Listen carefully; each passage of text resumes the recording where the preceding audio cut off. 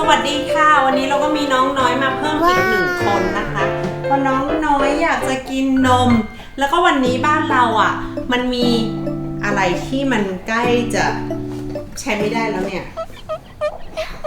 กล้วยมันเริ่มจะแบบสีดำแล้วล่ะเรากินไม่ทันเพราะเราซื้อมาเยอะมากวันนี้เราเลยจะทำเค้กได้มาแบบนี้โอ้เนื้อก็โอ้ยว้าว so good ก็กลับมาเจอกันอีกแล้วนะคะคุณแม่สำหรับพิมพ์คุณแม่เซ็กซี่ซูซ่าซิกแพคแล้วก็มิลานอะไรซูซ่าซีเซลเหมือนกันค่ะแล้ววันนี้นะคะวันนี้เราก็จะกลับมาทำเหมือนเดิมอาหารที่แนะนำสำหรับการทำอาหารคลีนนะคะว่าเราจะคลีนอย่างไรนะคะมิลานวันนี้เราจะมีอุปกรณ์อะไรบ้างคะมิลานช่วยแนะนำให้คุณแม่ทางบ้านดูนิดนึงวันนี้เราจะมีอะไรบ้างอันนี้อันดับแรกคืออะไรคะกล้วยอันดับที่2คืออันนี้รู้จักปะคืออะไรข้าวโอ๊ตอันนี้ค่ะข้าวโอ๊ตวันนี้เราก็จะใช้มีไข่แล้วมีอันนี้ผงไมโลผงโคก้าค่ะแล้วก็อันนี้มิลานอยากใส่อะไรถั่วชนิดต่างๆเม็ดมะม่วงหิมพานต์นี่เราใช้ถั่วเม็ดมะม่วงหิมพานต์แล้วก็ใช้เม็ดฟักทองแล้วก็อันนี้มันมีถั่วที่ซื้อมามิกซ์ก็จะใส่มันลงไปด้วยนะคะแล้วส่วนที่จะทำให้มันหวานขึ้นมาก็คือจะเป็นกล้วยที่มันแบบสีดำนี้แล้วมันเป็น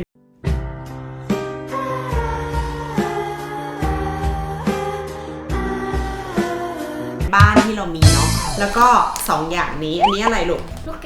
เกดสีดำแล้วก็อันนี้มีการชอบมากผลไม้แห้งถูกต้องค่ะ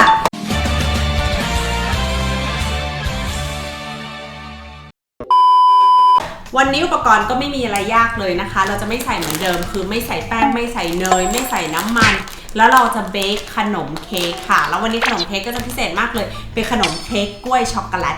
ที่คลีนมากๆเลยนะวันนี้เราก็จะเริ่มต้นจากการที่นับกล้วยก่อนเนี่ยเพิ่งใส่แป้งใส่กล้วยก่อนกล้วยวันนี้เราจะใช้ทั้งหมด700 กรัมดีไหมใช้กล้วย700 กรัมอันดับแรกเลยเราก็จะแกะกล้วยยิ่งดำมันยิ่งหวานนะเราจะแกะก่อนลูกแล้วเราค่อยช่างเพราะเราจะไม่ช่างเปลือกเราจะแกะก่อนลูกแล้วเราค่อยช่างเพราะเราเวลาถึงปลายด้านในมันยังขาวอยู่เลยเนี่ยวันนี้ก็จะเอากล้วยนะคะน้ำว้านะคะผสมกับกล้วยหอมซึ่งมันก็เป็นกล้วยที่เราเหลือจากที่บ้านเราเนี่ยแหละเรากินไม่หมดเราก็จะเอามาประกอบให้มันเป็นขนมแล้วก็อยู่ได้นานขึ้นขนมเราไม่ใส่เชื้ออะไรเลยใช่ปะมันก็จะอยู่ปกติเรากินประมาณ1 อาทิตย์ใช่ไหมลูกมาทีนี้ก็ได้แล้วนะคะกล้วยประมาณ700 กรัมได้เยอะประมาณนี้เลยซึ่งเราจะใช้เนื้อกล้วยเยอะนิดนึงมันจะได้แบบหวานอร่อยเนาะและสิ่งหลังจากนั้นเราก็จะเอาตัวกล้วยนะคะเข้ามามิลานยีกล้วยเหมือนเดิมเดี๋ยวใช้ซ่อมยีเลยครับลูก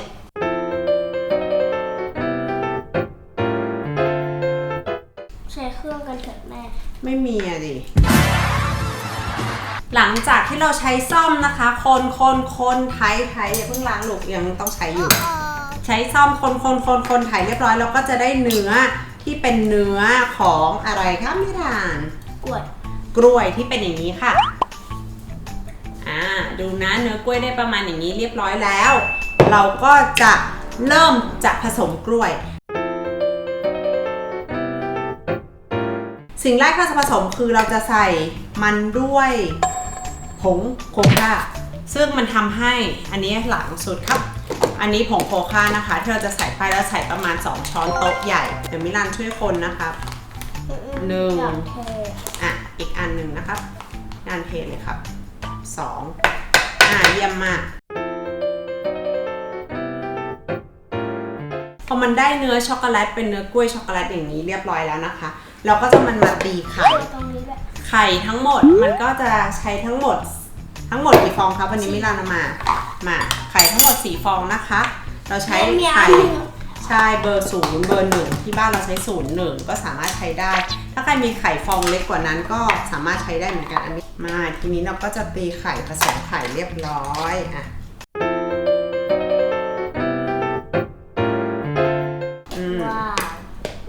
ยัง มาหลังจากนั้นวันนี้นะคะเราจะใช้ข้าวโอ๊ตค่ะแทนแป้งซึ่งตัวข้าวโอ๊ตเนี่ยที่เคยพูดไปหลายๆคลิปแล้วว่าข้าวโอ๊ตมันมีประโยชน์มากแค่ไหนมันเป็นคาร์โบไฮเดรตนะคะที่มันเป็นกากใยซึ่งเรากินเข้าไปมันดูดซึมน้ำทำให้เราอิ่มนานดื่มซึมน้ำมันทำให้ท้องมันแบบเหมือนพองเงี้ยมันก็ทำให้รู้เราสึกอิ่มนานแล้วมันเป็นกากใยเสร็จกินเข้าไปมันก็ทำให้สบาย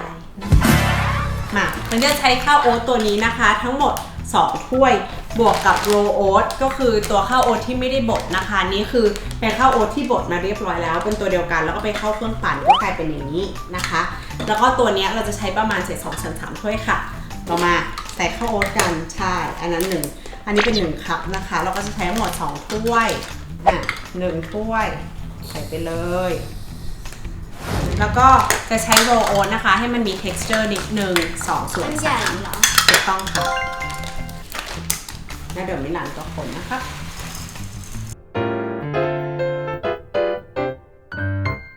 แล้วก็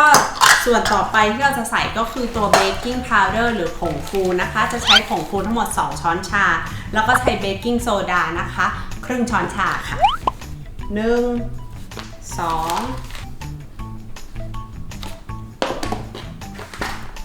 โอเคต่อไปนี้ก็เป็นวิธีการคนค่ะคน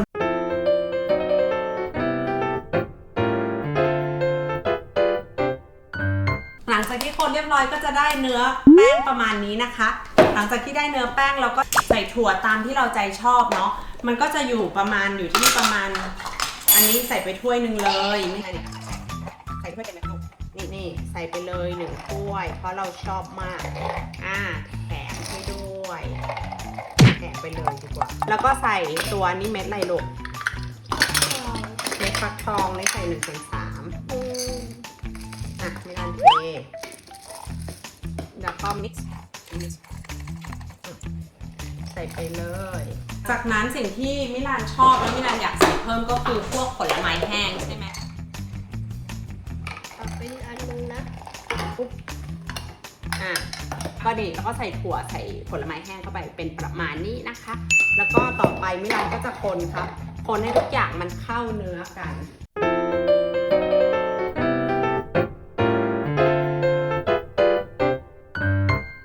งั้นมิลานชิมนี้ให้หน่อยสิว่าอร่อยยังตรงนี้นิดเดียว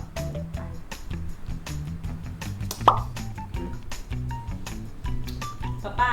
can you come and try thank you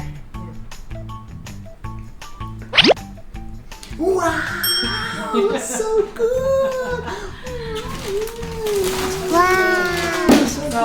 because Papa is so good we're gonna be cheating ไป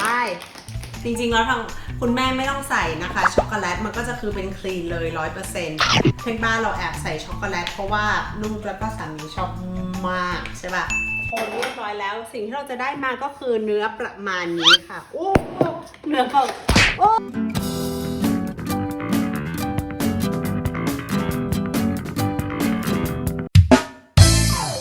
แล้วเราก็จะเอามาใส่นะคะในตู้อบอีกรอบหนึ่งนะคะวันนี้เราจะใช้เหมือนเดิมค่ะอุณหภูมิ150องศานะคะเป็นเวลา60นาทีค่ะ1ชั่วโมง150องศาให้มันค่อยๆสุกไปเรื่อยๆมันก็จะได้เค้กกล้วยน้ำว้าหอมผสมกันบวกช็อกโกแลตแล้วก็ได้ถั่วเต็มเลยมาวันนี้พิมพ์จะใช้ตัวถาดนะคะคุณแม่พิมพ์จะใช้ตัวถาดเนี่ยตัวถาดนี้เป็น10x10 เซน10x10 นิ้วมันก็จะ